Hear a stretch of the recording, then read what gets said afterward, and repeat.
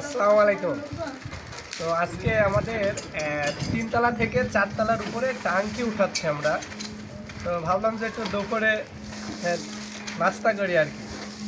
তো এই যে মুড়ি আছে, হ্যাঁ, লাভলি চানাচুর আছে, তারপরে এই যে সরিষার তেল, লবণ সব কিনে নিয়ে আসলাম।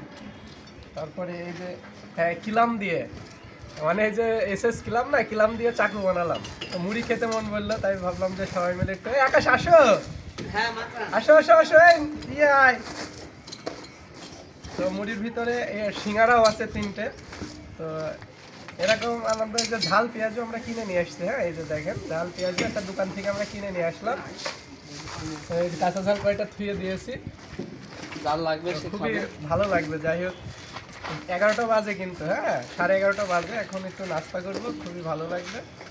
তো মুড়িটা একটু দেখাও।